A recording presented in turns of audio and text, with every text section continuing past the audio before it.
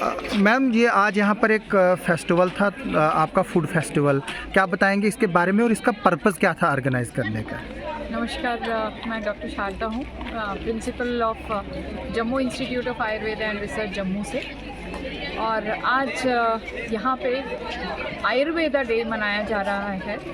Ayurveda day पूरे राष्ट्र में जिस दिन धन त्रयोदशी होती है, धनतेरस जो बोला जाता है, उस दिन आयुर्वेद का दिवस मनाया जाता है पूरे राष्ट्र में, पूरे विश्व में। ये इसीलिए क्योंकि धन त्रयोदशी से ज़्यादा इसे धन्वंतरी जयंती के रूप में मनाया जाता है।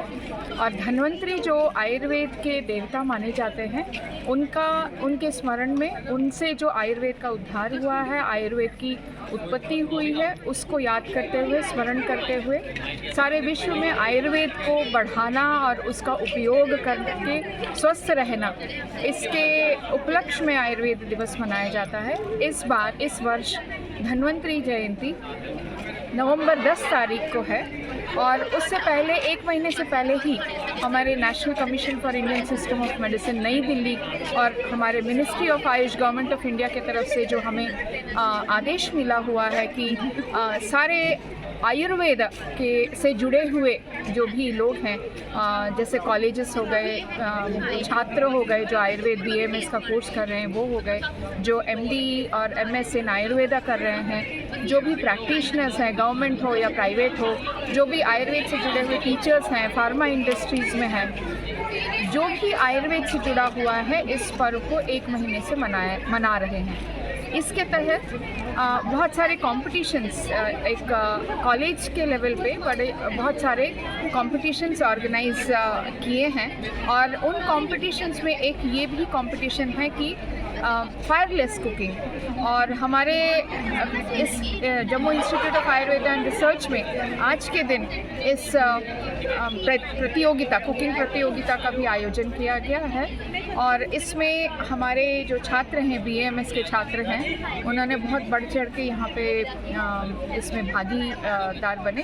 और करीब 19 ग्रुप्स बने थे, एक ग्रुप में 5-5 स्टूडेंट्स थे।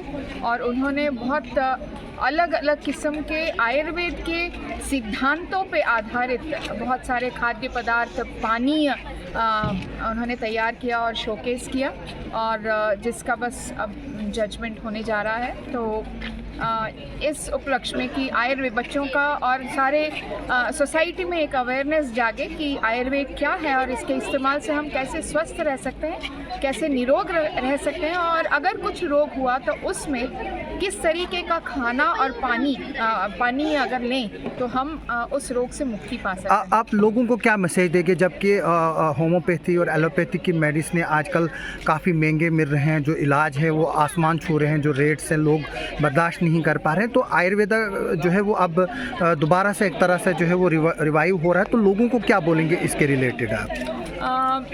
जो कॉस्ट इफेक्टिव या इकोनॉमिकल हो गया, तो आयुर्वेद में होम रेमेडीज़ या घरेलू इलाज एक अंग है। वो सिर्फ वही आयुर्वेदा नहीं है, बट वो एक अंग है जो आज जिस प्रतियोगिता में एक उभर के आया कि बहुत सारे खाद्य पदार्थ, हम खाने के जो डिशेस हैं वो ऐसे बना सकते हैं जिससे हम स्वास्थ्य मेंटेन करें।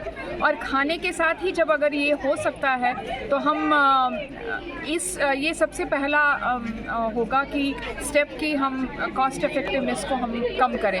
और विश्व भर में अभी बहुत ही ज़्यादा डिमांड हुआ है ये कोविड के चलते, जो कषाय और गोल्डन मिल्क वगैरह जो हमारे मिनिस्ट्री ऑफ आयुष ने प्रमोट किया आयुर्वेद के सिद्धांत के तहत, तो उसके बाद जो पूरे विश्व में इसका उपयोग किया और उन्होंने इसका रिजल्ट्स भी देखा कि बहुत हद तक इम्यूनिटी बूस्ट हुई है और सब कोविड से बहुत जल्दी रिकवर हुए हैं। और कई लोग कोविड उनको छुआ तक नहीं, मतलब वो इफेक्ट भी नहीं हुए कोविड से। तो इन सब के चलते आयुर्वेद का बहुत डिमांड है। हाँ, बहुत कॉस्ट इफेक्टिवली हम लोग औषध दे सकते हैं जो बहुत सेफ है, without any much side effects. तो आयुर्वेद डेफिनेटली इस रूप में ही पूरे विश्व भर में प्रसिद्ध हो रहा है। Thank you.